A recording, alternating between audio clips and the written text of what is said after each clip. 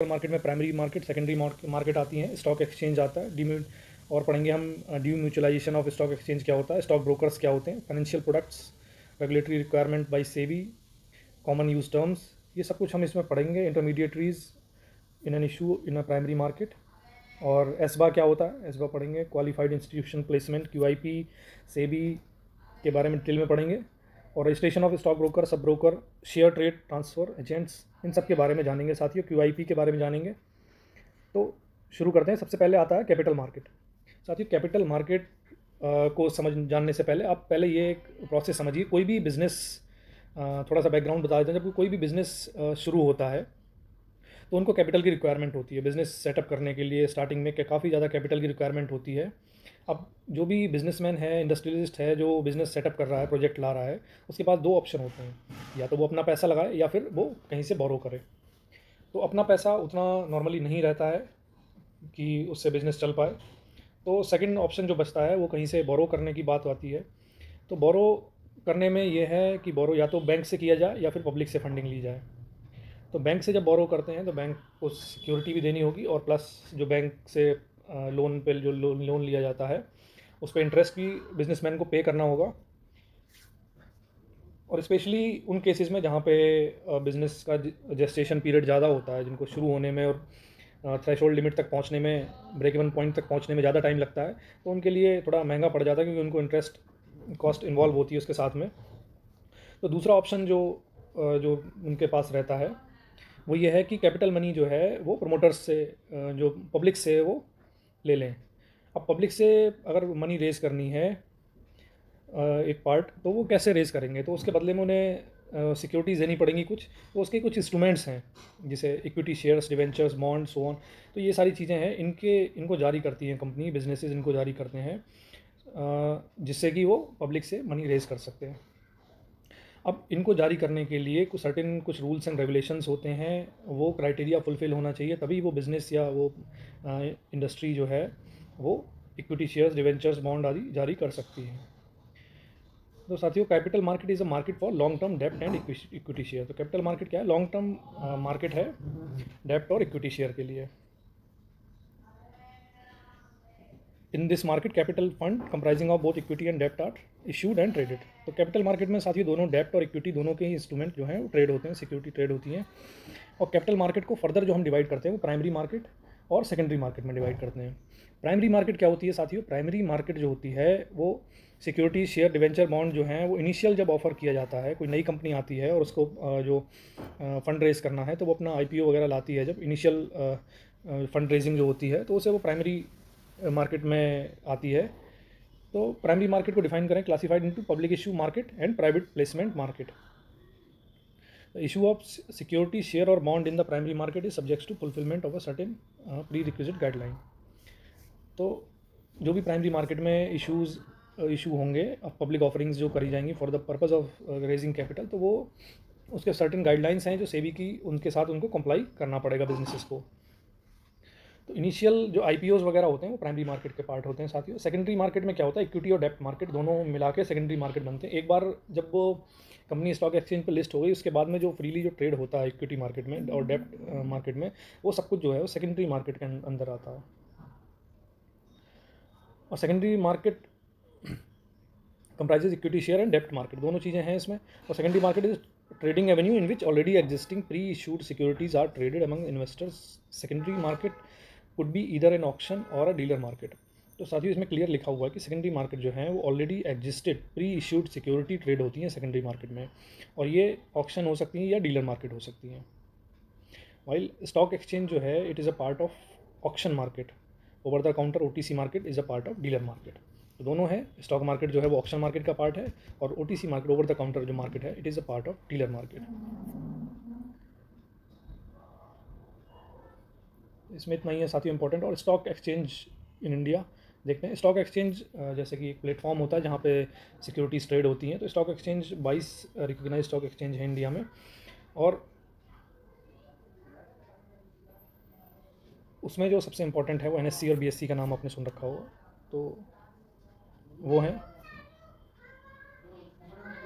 Plus demutualization of stock exchange. Demutualization refer to the transition process of an exchange from mutually owned association to a share holder owned company. Demutualization क्या होता है? Mutualisation का उल्टा है साथियों डीम्यूचुअलाइजेशन, जिसमें mutually owned association जो है ये कन्वर्ट हो जाती है शेयर होल्डर कंपनीज़ में, शेयर होल्डर कंपनी में कन्वर्ट हो जाती है, तो उसको डीम्यूचुअलाइजेशन कहते हैं। और ओनरशिप ऑफ द कंपनी जो है वो ट्रेडिंग और ओनरशिप मैनेजमेंट और ट्रेडिंग जो है वो अलग हैंड्स में चला जाता है।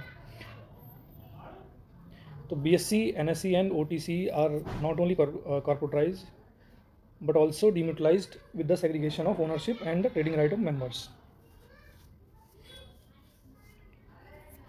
साथ ही इसको समझ लेते हैं एक बार। म्यूचुअल एक्सचेंज जो होता है, the three function of ownership, management and trading are intertwined in a single group. Here the broker member of the exchange are both owner and trader of the. जो म्यूचुअल एक्सचेंज हैं यहाँ पर तीनों function जो ownership, management और trading जो है वो एक सिंगल ग्रुप के पास है, जबकि जब डीम्यूचुअलाइज एक्सचेंज हो जाएगा उसमें ये तीनों फंक्शन जो है वो सेग्रीगेट हो जाते हैं, अलग अलग हाथों में पहुंच जाते हैं। तो साथ ही यही है, इसमें ज़्यादा और पढ़ने की ज़रूरत नहीं है। स्टॉक ब्रोकर की बात करते हैं। Stock broker is a member of a recognized stock exchange. Stock broker क्या होता है? रिकॉग्नाइज्ड स्टॉक एक्सचेंज का मेंबर होता है, who is permitted to do trading on screen based trading system of different stock exchanges. He is enrolled as a member with the concern exchange and is registered with SEBI. SEBI के साथ register होता है stock broker और member होता है stock exchange का और different stock exchange का,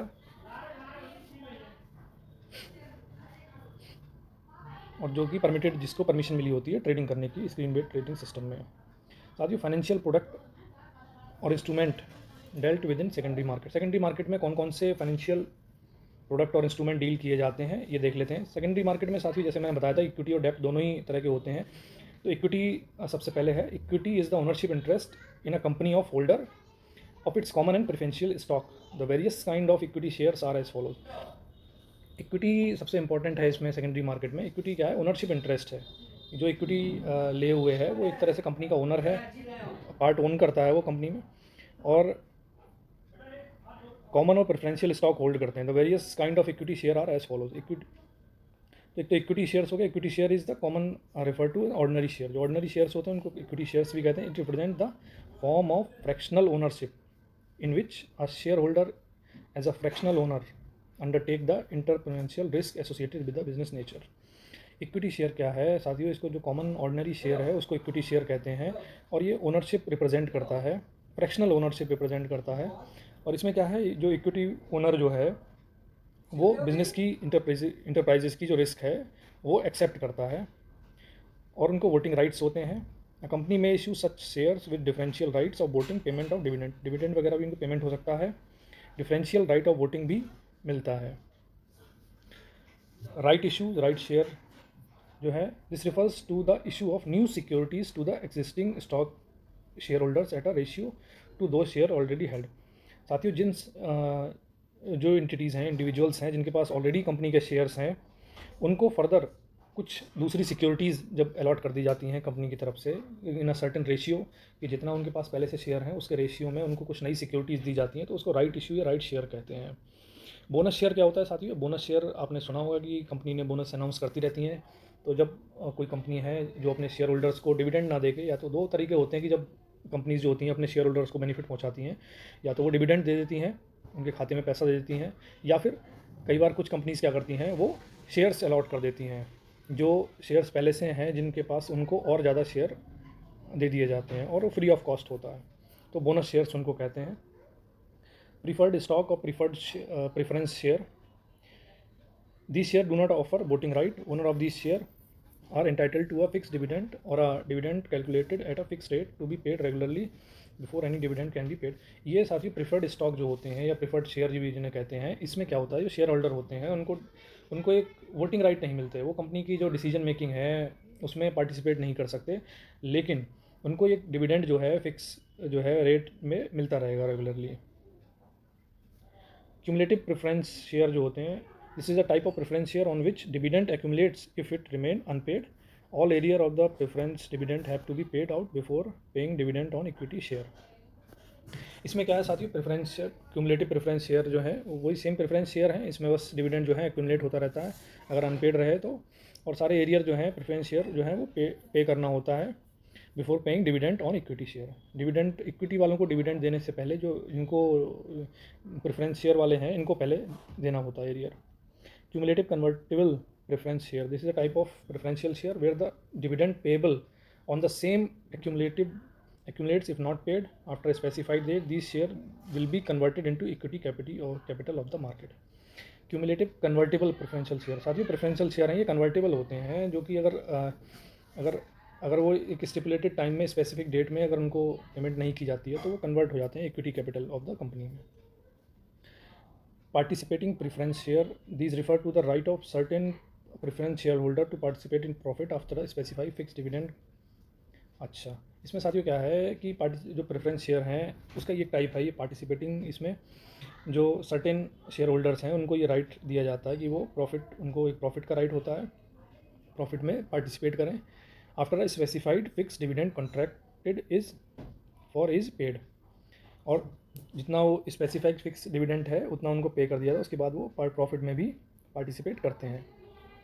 participation right is linked with the quantum of dividend paid on the equity share over and above the particular specified level, और उनका जो प्रॉफिट में जो पार्टिसिपेशन है वो डिपेंड करता है उसके ऊपर जो कंपनी ने जो डिविडेंड अनाउंस किया है उसके ओवर एंड अबव, एक पर्टिकुलर स्पेसिफिक लेवल है उसके ओवर एंड अबव जो डिविडेंड अगर अनाउंस किया है तो उसमें से उनको पार्टिसिपेशन मिलेगा। सिक्योरिटी रिसिप्ट क्या होती हैं साथियों? सिक्योरिटी रिसिप्ट मीन रिसिप्ट और the other security issues by a securitization company और a reconstruction company to any qualified institutional buyer pursuant to a scheme evidencing the purchase or acquisition of holder thereof of an undivided right title to the interest in the financial asset। ये security receipt क्या है साथियों? कोई अगर security जो companies होती हैं, securitisation companies होती हैं या रिकंस्ट्रक्शन कंपनीज होती हैं, वो सिक्योरिटी जो इशू करती हैं वो सिक्योरिटी रिसिप्ट होती हैं। गवर्नमेंट सिक्योरिटीज़ देखते हैं साथियों। गवर्नमेंट सिक्योरिटीज़ जो होती हैं ये सोवरेन है, जो reserve bank of India issue करता है on behalf of government of India. और जब भी गवर्नमेंट ऑफ इंडिया को अगर फंड्स की रिक्वायरमेंट होती है और वो मार्केट बोरोइंग प्रोग्राम अगर चलाते हैं तो उनके बिहाफ पे आरबीआई जो है सिक्योरिटीज़ इशू करता है। उन सिक्योरिटीज़ को गवर्नमेंट सिक्योरिटीज़ कहते हैं। इनमें क्रेडिट रिस्क नहीं होता है क्योंकि इनमें गवर्नमेंट की सिक्योरिटीज़ होती है साथ में। और the securities are available in a wide range of maturity date, कई सारी होती हैं इसमें, 1 साल से लेके और 30 साल तक के लिए होती हैं, शॉर्ट डेटेड से लेके 30 साल तक के। Government issues zero coupon bond securities also, तो साथियों गवर्नमेंट जीरो कूपन बॉन्ड और सिक्योरिटीज़ भी करती हैं, तो ये भी पढ़ेंगे अभी क्या होते हैं। डिवेंचर्स क्या होते हैं साथियों? Debentures are bonds issued by the company bearing a fix rate of interest usually payable half yearly. Debentures क्या होते हैं? जो बॉन्ड्स की तरह होते हैं जो कि कंपनियां इशू करती हैं और जिस पे फिक्स रेट ऑफ इंटरेस्ट होता है और हाफ ईयरली नॉर्मली पेड होता है, हाफ ईयरली उन्हें पे करना होता है interest on a specific date and the principal amount repayable on a particular date on redemption of the debenture. देखो इंटरेस्ट तो हाफ ईयरली नॉर्मली होता है, उसमें दिया जाएगा, और प्रिंसिपल अमाउंट जो है पर्टिकुलर जब रिडेम्पशन डेट जो होगी उस पर प्रिंसिपल अमाउंट भी रिटर्न किया जाएगा। डिवेंचर क्या होते हैं? नॉर्मली सिक्योर्ड होते हैं, और सिक्योर किससे होते हैं? जो कंपनी के एसेट्स हैं उनसे डिवेंचर्स को सिक्योर किया जाता है। बॉन्ड्स क्या होते हैं साथियों? Bond is a negotiable certificate evidencing indebtedness, it is normally unsecured. साथियों बॉन्ड और डिवेंचर में यही मेन डिफरेंस है। बॉन्ड जो होते हैं एक तो नेगोशिएबल होते हैं सर्टिफिकेट, और दूसरा क्या है, ये अनसिक्योर्ड होते हैं। Bond security generally issued by company, municipality और गवर्नमेंट एजेंसी। बॉन्ड क्या है? जनरली कंपनी इशू करती है, म्यूनिसिपैलिटी या गवर्नमेंट एजेंसी इशू करती हैं। The bond investor lends money to the issuer and in exchange the issuer promises to pay the loan amount on a specified maturity day. Issuer usually pays the bond holder periodic interest payable over the life of the loan. Bond में क्या होता है साथियों? एक issuer जो bond issue कर रहा है वो प्रॉमिस करता है कि मैं, आप जो पैसा दे रहे हो मुझे, जिसके बदले में मैं बॉन्ड पे दे रहा हूँ आपको, तो वो जो इन्वेस्टमेंट आप जो कर रहे हो उसके ऊपर मैं एक फिक्स अमाउंट है, इतना अमाउंट का इंटरेस्ट आपको पे करूँगा, और उसके बाद में पीरियोडिक इंटरेस्ट पे करूँगा, और जो उसकी लाइफ होगी उसके बाद में उसको पूरा पैसा दूंगा मैच्योरिटी डेट पे। तो ये कितने तरह के बॉन्ड्स होते हैं साथियों? कूपन बॉन्ड होते हैं। कूपन बॉन्ड में क्या होता है? प्री डिटरमाइंड रेट होता है जो फिक्स होता है, जिसमें agreed interval normally twice a year 6 month के हिसाब पे इंटरेस्ट दिया जाता है, और पूरा पैसा दिया जाता है जब मैच्योरिटी पे।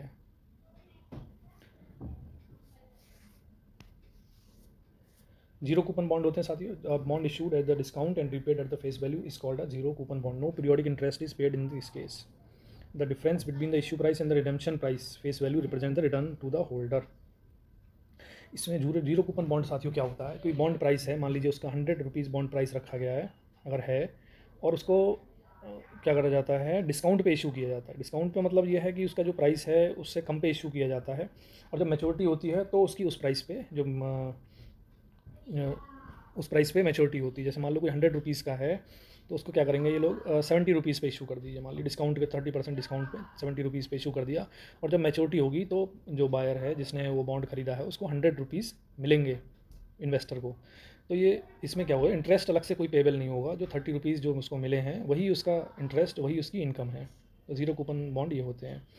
कन्वर्टेबल बॉन्ड में क्या होता है, bond is given to the investor, the option to convert the bond into equity at a fixed conversion price is referred to as convertible bond. Convertible bond ये होता है साथियों, एक बॉन्ड दिया जाता है इन्वेस्टर को, और उसमें ऑप्शन रहता है कि अगर वो चाहे तो उनको इक्विटी में भी कन्वर्ट किया जा सकता है, और एक फिक्स कन्वर्जन प्राइस होता है, तो वो कन्वर्टेबल बॉन्ड होते हैं जो कि इक्विटी में भी कन्वर्ट किए जा सकते हैं। कॉमर्शियल पेपर, कॉमर्शियल पेपर साथियों क्या होता है, जो कंपनी नॉर्मली जारी करती हैं, जो कि शॉर्ट टर्म में they take the shape of the short term promise to repay fixed amount, वो रीपे करती हैं फिक्स अमाउंट और शॉर्ट टर्म के लिए लेती हैं। These are placed on the market either directly or through specialised intermediaries. Normally commercial paper कई बार डायरेक्टली भी प्लेस हो जाते हैं, कई बार जो है स्पेशलाइज्ड इंटरमीडिएटरीज के थ्रू कमर्शियल पेपर जारी किए जाते हैं। और कमर्शियल पेपर ऑब्वियसली जो है काफ़ी जो अच्छी नेटवर्थ वाली कंपनीज़ हैं जिनका अच्छी रेपुटेशन है वही लोग जारी करते हैं। अदरवाइज़ आप खुद भी सोचिए, कमर्शियल पेपर जो हैं वो कोई अगर ऐसी कंपनी जारी करेगी जिसकी रेपुटेशन ज़्यादा अच्छी नहीं है तो कोई क्यों कमर्शियल पेपर खरीदेगा, उनमें इन्वेस्ट करेगा। ट्रेजरी बिल साथियों, ट्रेजरी बिल क्या है, short term bearer discount security है, issued by the government through the Reserve Bank of India as a means of meeting its cash requirement. Treasury bill साथियों government RBI issue करती है on behalf of central government, और अपने government के जो fund raising programme है उसके तहत इशू होता है, और उसमें आरबीआई इशू करता है। Regulatory requirements specified by SEBI for corporate डेब्ट सिक्योरिटीज़। साथियों ये सेबी की तरफ से क्या क्या रिक्वायरमेंट्स जो है वो दी गई हैं कॉर्पोरेट डेब्ट सिक्योरिटीज़ के लिए। जितनी भी सिक्योरिटी जो इशू होती हैं, पब्लिक इशू आते हैं, वो कोई ना कोई स्टॉक एक्सचेंज पे लिस्टेड होना चाहिए, और जो डेब्ट सिक्योरिटी जो है जिनकी मैच्योरिटी 365 दिन से ज़्यादा है उनके लिए कुछ अलग से और भी ज़्यादा कंडीशंस दी हुई हैं क्रेडिट रेटिंग एजेंसी से, उनका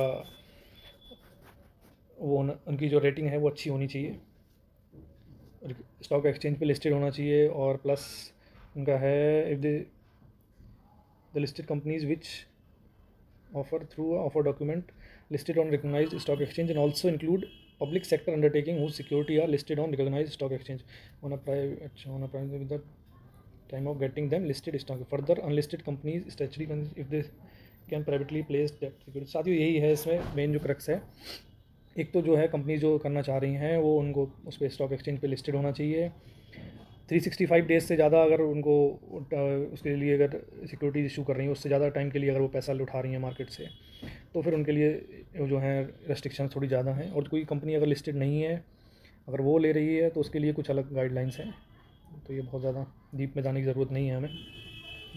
commonly use terms in the capital market, capital market में जब भी काम होता है तो कौन कौन से जो कॉमन जो टर्म्स यूज़ होते हैं उनके बारे में जान लेते हैं साथियों। सबसे पहले आपने सुना होगा कई बार सिक्योरिटीज़ ट्रांजैक्शन टैक्स STT। ये क्या होता है, सिक्योरिटी ट्रांजैक्शन जो भी ट्रांजैक्शंस जो होते हैं वो इसमें कैपिटल मार्केट में स्टॉक एक्सचेंज में, तो उन सभी पे ये टैक्स लगता है। तो वैसे काफ़ी पहले ज़्यादा हुआ करता था बट काफ़ी कम हो गया, 0.1% ही रह गया है। तो ये है। रोलिंग सेटलमेंट क्या होता है, रोलिंग सेटलमेंट है साथियों की जब कोई सेटलमेंट होता है, कोई परचेज शेयर्स खरीदे बेचे जाते हैं, कोई ट्रांजैक्शन होता है, तो नॉर्मली जैसे आज अगर मंडे को वो हुआ है तो T+2 डेज़ का टाइम होता है इसको सेटल होने का। तो आज अगर मंडे को अगर कुछ हुआ है, कोई डीलिंग हुई है, तो वो नॉर्मली वेंसडे को वो फाइनल होगी। पे इन एंड पे आउट डे, तो पे इन डे वो होता है साथियों जब ब्रोकर जो है पेमेंट करता है या डिलीवरी देता है सिक्योरिटी की एक्सचेंज को, और पे आउट डे होता है जब एक्सचेंज पेमेंट करता है और डिलीवरी देता है सिक्योरिटी। तो दोनों में 2 दिन का T+2 डेज़ का जो रोलिंग टाइम है वही फ़र्क रहता है। मंडे को अगर पे इन डे है तो पे आउट डे वेंसडे को होगा। ऑक्शन क्या होता है? Auction main function of the exchange है that both legs of transaction namely the cash and security are available for settlement and there are no bad deliveries. Auction में क्या होता है साथियों? मेन फंक्शन है ये एक्सचेंज का, और उस समय क्या दोनों लेग्स जो ट्रांजेक्शन के हैं, कैश और security, both are available for settlement. जब दोनों अवेलेबल हैं सेटलमेंट के लिए तो उसमें बैड जो मतलब फेलियर होने के चांसेस डिलीवरी के वो नहीं होते हैं। और इन केस अगर ऐसा होता है तो स्टॉक एक्सचेंज जो है वो purchase the requisite quantity in the auction market and give it them to the buying और ट्रेडिंग मेंबर। अगर ऐसा होता है, कोई मेंबर फेल करता है, तो उस केस में जो स्टॉक एक्सचेंज है वो उतनी क्वांटिटी बाई करके और उसको ट्रेडिंग मेंबर को प्रोवाइड कराता है। Securities lending scheme. Securities lending and borrowing is a scheme which enables lending of idle securities by the investor to the clearing corporation and earn a return through the same। तो साथियों security lending scheme है, इसमें जो idol securities पड़ी होती हैं उनके बदले में जो इन्वेस्टर जो है उसमें पैसा इन्वेस्ट कर सकते हैं। और for securities borrowing and lending scheme clearing corporation of the stock exchange would be nodal agency, approved intermediaries AI। The clearing corporation can borrow on behalf of other member securities for the purpose of meeting shortfalls। तो साथियों ये सब चीज़ें हैं इसमें security lending scheme में। Normally जो होता है, जो आइडियल सिक्योरिटीज़ हैं इन्वेस्टर उनके अगेंस्ट में इन्वेस्टमेंट कर सकता है। तो ये है, इसमें और ज़्यादा जानने की ज़रूरत नहीं है। Type of capital issue in the primary market. In primary market issues can be classified as public rights और preferential issues, also known as private placement. While public and right issue involve a detailed procedure, private placement और the preferential issue are relatively similar। साथियों 3 तरह के इसमें issues हैं, public, private या public right या preferential issue. तो जानते हैं इनको। Public issue can be further classified into initial IPO जो होता है, इनिशियल पब्लिक ऑफरिंग, और further follow on FPOs, further public offerings. IPO क्या होता है साथियों? जब इनिशियली जब कोई कंपनी लिस्ट नहीं हुई होती है और जो पहली बार जब फंड रेस करती है तो जो वो इशू IPO लेके आती है, इशू जो करती है, तो IPO कहते हैं। और एक बार जब वो कंपनी लिस्ट हो जाती है और उसके बाद में जो दोबारा से अगर वो सिक्योरिटीज़ देती है तो वो फिर FPO फर्दर पब्लिक ऑफरिंग में आता है।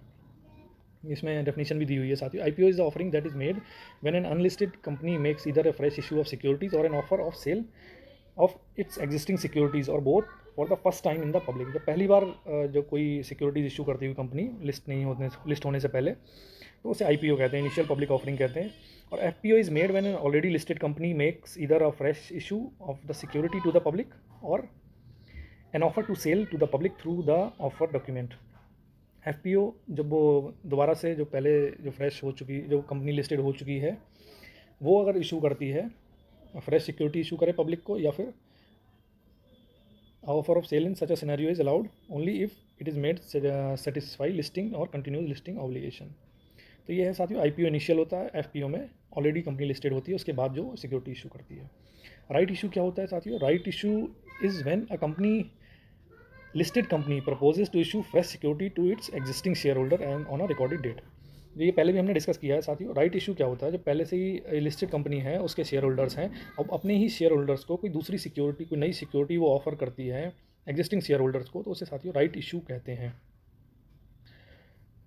Private placement is an issue of share और of convertible security by a company to a select group of person under section 81 of the Companies Act 1956, which is neither a right issue nor a public। This is faster way of company to raise capital। Private placement भी साथियों एक है कि जिसमें shares issue किए जाते हैं और कन्वर्टेबल सिक्योरिटी इशू करी जाती हैं सेलेक्ट ग्रुप ऑफ पर्सन, सबको नहीं होता, सेलेक्ट ग्रुप ऑफ पर्सन को की जाती है, और ये फास्ट वे है कंपनी के लिए कैपिटल रेज करने का। क्वालिफाइड इंस्टीट्यूशनल प्लेसमेंट QIP क्या होता है? QIP is a private placement of equity shares और securitisation securities convertible into equity share by a listed company to qualified institutional buyers only in terms of provision of chapter 13A of SEBI DIP guidelines। तो QIP क्या होता है साथियों? Qualified institutional placement, ये private placement of equity shares है और securities convertible to equity share by a listed company. जब कोई लिस्टेड कंपनी है वो QIP लेके आती है, QIP के थ्रू फंड रेजिंग करती है, तो जो क्वालिफाइड इंस्टीट्यूशनल बायर्स होते हैं उनके लिए होता है केवल। और क्वालिफाइड इंस्टीट्यूशनल बायर्स कौन होते हैं? जो बड़े बैंक्स या इंश्योरेंस कंपनीज ये जो होती हैं, ये सब क्वालिफाइड इंस्टीट्यूशनल बायर्स में आते हैं, तो ये केवल उन्हीं के लिए होता है। Eligibility norms for making capital issue. साथियों, कैपिटल इशू करने के लिए जब भी IPO FPO लाने के लिए या QIP लाने के लिए सेबी ने कुछ गाइडलाइंस जारी की हुई हैं, तो उनको गाइडलाइंस को कंपनीज को फॉलो करना होगा, तभी वो ला सकती हैं। SEBI has laid down eligibility norms for entities accessing the private market through public issue. There are no eligibility norms for a listed company that is making right issue, as it is an offer made to existing share holder who are expected to know their company. साथियों, कोई अगर जो right issue करती है कोई company, तो उसके लिए कोई स्पेशल कोई नॉर्म्स जारी नहीं किए गए हैं, क्योंकि राइट इशू जो होते हैं वो उन्हीं के लिए होते हैं जो शेयर होल्डर्स, जो ऑलरेडी शेयर होल्डर्स हैं उस कंपनी के, और पहले से माना जाता है कि वो अपनी कंपनी के बारे में जानते होंगे, इसलिए कोई उनको स्पेशल एलिजिबिलिटी नॉर्म्स नहीं किया गया है। However, for a QIP, only those companies whose share are listed in NSE and BSE and those who have having a minimum public float as required in terms of the listing agreement are eligible। लेकिन QIP के लिए केवल वही company eligible है जिनके shares जो हैं NSE और BSE पे या BSE पे लिस्टेड है, also who are having a minimum public float as required in terms of listing agreement, और जिनका मिनिमम पब्लिक फ्लोट है और लिस्टिंग एग्रीमेंट के हिसाब से एलिजिबल है। तो साथियों, ये है, any company making a public issue और listed company making a right issue of a value more than 50 lakh is required to file a draft offer document with SEBI for its observation. कोई भी कंपनी जो है 50 लाख से ऊपर का जब अगर पब्लिक इशू ला रही है, राइट इशू ला रही है, या फिर तो फिर उनको क्या है, सेबी के पास में ड्राफ्ट डॉक्यूमेंट देना होता है। Validity period of SEBI's observation letter is only 3 months. 3 महीने के 3 महीने जो होती है इसकी ऑब्जर्वेशन पीरियड की वैलिडिटी होती है। तो ये सारी हैं साथियों गाइडलाइंस हैं, इनमें ज़्यादा डीप जाने की हमें ज़रूरत नहीं है। आप इतना समझ लीजिए कि जो कैपिटल इशू करने के लिए सेबी ने गाइडलाइंस जारी की हुई हैं, उन गाइडलाइंस को फॉलो करना कंपनीज़ के लिए ज़रूरी है। QIP क्या होती है और अपना राइट्स इशू क्या होते हैं, ये सारी चीज़ें एक आपको टर्म्स की मीनिंग आपको पता होनी चाहिए।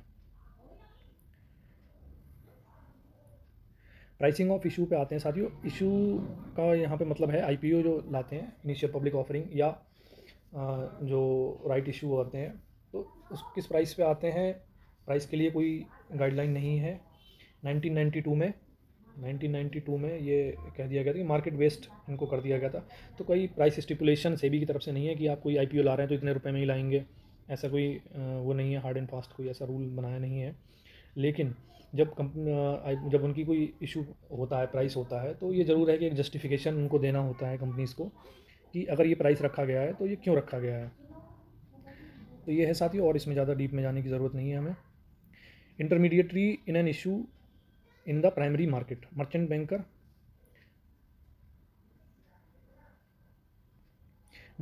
टू द इशू और book running lead manager, BRLM, syndicate member, registrar, issue banker to the issue, auditor, company underwriting of the issue, solicitor, etc. are the intermediary in an issue on the market। जब कोई भी साथियों primary, आपको यहाँ पता है कि initial public offering जो आती है, IPOs वगैरह जो आते हैं, वो प्राइमरी मार्केट का पार्ट है। और प्राइमरी मार्केट में जो इशू लाने के लिए कौन कौन इंटरमीडिएटरीज की तरह काम करेगा, एक तो कंपनी है, एक जो इन्वेस्टर है, उसके बीच में कितने लोग काम करेंगे, उनकी लिस्ट इसमें दे रखी है। वो मर्चेंट बैंकर होंगे और सिंडिकेट मेंबर होंगे, रजिस्ट्रार होंगे, बैंकर होंगे, तो ऑडिटर्स होंगे, तो ये सब हैं इसमें इन्वॉल्व होते हैं। Book running lead manager, BRLM। तो BRLM क्या होता है साथियों? Merchant banker possessing a valid SEBI registration in accordance with SEBI regulation is eligible to act as BRLM। जिसके पास सेबी का वैलिड रजिस्ट्रेशन होगा वो मर्चेंट बैंकर्स BRLM की तरह एक्ट कर सकते हैं। Safety net scheme or buyback arrangement of the share proposed in any public issue shall be finalised by an issuer company with the lead merchant banker in advance and disclosed in the prospectus. तो ये safety net क्या है? Buyback scheme होती है, ये एक merchant bank issuer company और बड़े मर्चेंट बैंकर के साथ मिलकर ये इसको डिस्क्लोज करना होता है प्रॉस्पेक्टस में। कट ऑफ प्राइस क्या होता है साथियों? Cut off price in a book building issue, issuer is required to indicate either the price band और a floor price in the RHP। The actual disclosed issue price can be any price in the price band or any price above the floor price. This issue price is called the cutoff price. This is decided by the issuer and the LM after the consideration of the book and investor appetite to the stock DIP। साथ ही एक cut off price जो भी issue होते हैं, जारी होते हैं, तो कट ऑफ प्राइस एक देना होता है। नॉर्मली जो IPO वगैरह आते हैं आपने देखा होंगे, एक रेंज में आता है, प्राइस रेंज होता है उसमें, बट उसमें एक कट ऑफ प्राइस भी होता है, वो इनको इशू देना होता है। Application supported by blocked amount, ASBA. ASBA का नाम सुना होगा अगर किसी ने IPO के अप्लाई किया है, तो आपने देखा होगा कि इंटरनेट बैंकिंग के थ्रू एस्बा में अप्लाई करते हैं, बैंक्स भी इसकी सर्विस देते हैं। तो एस्बा में क्या होता है साथियों, आपका पैसा जो है, पहले क्या होता था IPO जब आपको बिड करके लगानी है किसी इन्वेस्टर को, तो उनका पैसा जो है चेक चला जाता था, पैसा ब्लॉक हो जा कट के चला जाता था, और उसमें बड़ी दिक्कत होती थी, कई बार वो फंस जाता था। अगर इशू नहीं मिला आपको, शेयर अलॉट नहीं हुए, तब वापस आने में काफ़ी टाइम लगता था, पेपर वर्क काफ़ी होता था, जाके फिजिकली आपको एप्लीकेशन भर के बैंक में जमा करनी होती थी। नॉर्मली SBI में होता था ये, बट अब क्या हो गया कि एस्बा के थ्रू एप्लीकेशंस जाती हैं जिसमें आपका पैसा कहीं जाता नहीं है, आपका पैसा आपके अकाउंट में ही रहता है और बस उसको ब्लॉक कर दिया जाता है। तो उसी को कहते हैं application supported by blocked amount. अब वो पैसा ब्लॉक हो जाता है, अगर आपको वो राइट्स या शेयर्स जो हैं वो इशू हो गए तो उतना पैसा कट के चला जाएगा, अगर नहीं होते हैं तो वो जो आपके जो अमाउंट जो है जो फ्रीज़ हुआ है वो अनफ्रीज़ हो जाएगा। तो यही एस्बा इतना ही है।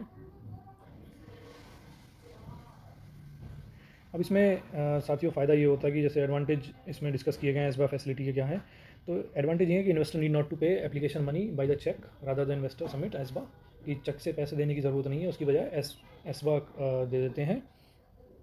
और कंपनी जो है, जो एस्बा में क्या होता है, ऑथराइजेशन हो जाता है कि block the bank account to the extent of the application money, bank account में ही उस पैसे को ब्लॉक कर दिया जाता है जितना कि इन्वेस्टमेंट होता है। और इन्वेस्टर को क्या है, बॉदर नहीं करना पड़ता कि रिफ़ंड होगा नहीं होगा पैसे का, क्योंकि वो उतना उसके अकाउंट में ही ऑलरेडी, तो रिफ़ंड का कोई मतलब नहीं है। और इन्वेस्टर को इंटरेस्ट भी मिलता रहता है, अगर मान लीजिए 2-3 महीने ये प्रोसेस चलती है। वैसे तो इतना टाइम लगता नहीं है आजकल, बट अगर टाइम लंबा लग जाए तब भी जो पैसा इन्वेस्टर का जो उसमें है अकाउंट में, उस पर इंटरेस्ट उसको मिलता रहता है, क्योंकि अकाउंट में ही रहता है, वो निकलता नहीं है। एप्लीकेशन फॉर्म बड़ा सिंपल हो गया, 2-3-4 डिटेल ही बस आपको भरनी होती है। और इन्वेस्टर जो है अपनी बैंक से डील कर रहा होता है, कोई नई इंटरमीडिएटरीज से डील नहीं करना, तो इसलिए इन्वेस्टर भी थोड़ा सा सिक्योर फील करता है। क्वालिफाइड इंस्टीट्यूशनल प्लेसमेंट QIP, साथियों आपने सुना होगा कई बार जो है कंपनीज़ QIP के थ्रू फंड रेज करती हैं। तो QIP क्या होता है, QIP होता है कि कुछ जो SEBI instituted the guideline for the relatively new Indian financing revenue on May 8, 2006। Qualified institutional placement is a capital raising tool whereby the listed company can issue equity shares, fully or and partially convertible debentures, or any security other than warrant which are convertible into equity share to a qualified institutional buyer। तो QIP क्या होता है साथियों, qualified institutional buyers जो होते हैं उनको offer की जाती है सिक्योरिटी, जिसमें नॉर्मली जो शेयर्स हैं सिर्फ शेयर्स किए जाते हैं, बॉन्ड से डिवेंचर भी किए जा सकते हैं। तो ये ऑफ़र किए जाते हैं और ये जनरल पब्लिक के लिए नहीं होती हैं। Apart from preferential allotment, this is only other speedy method to private placement for companies to raise money। और ये काफ़ी स्पीडी मेथड होता है मनी रेज करने का। It scores over other methods as it does not involve many of the common procedural requirements such as submission of pre-issue filling of the to the market regulator।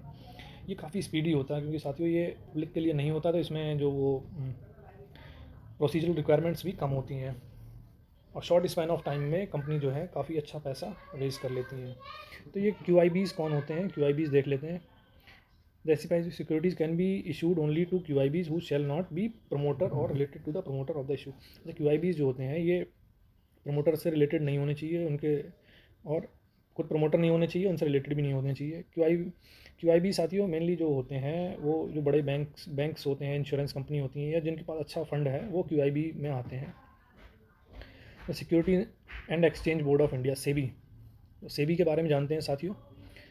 SEBI act जो है 1992 में आया था और उसके basis पे उसके जो वो थे गाइडलाइंस थी, लॉ में जो दिया पॉइंट्स दिए हुए थे उसके बेसिस पे सेबी को बनाया गया। और सेबी के फंक्शंस क्या क्या हैं साथियों, काफ़ी सारे फंक्शंस हैं। मेन तो आप समझ लीजिए आसान भाषा में जो है, मेन जो इसका है, एक तो रजिस्ट्रेशन करना है, सारी जो सिक्योरिटीज़ हैं कैपिटल मार्केट, इनको सब कैपिटल मार्केट सेकंड को कंट्रोल करना है, प्राइमरी सेकेंडरी मार्केट का, कंपनीज़ के प्रॉपर अपने फाइनेंशियल्स वगैरह सारी डिस्क्लोज़ कर रही है, ये सब वॉच आउट करना है। तो ये सारे इनके दे रखे हैं। Registering and regulating of working of stock broker, sub broker, share transfer agent, इन सबको जो रेगुलेट करने का काम है वो सेबी का ही है। Registering and regulating of working of venture capital fund, collective investment scheme, promotion and encouraging of self regulatory organisations, ये है।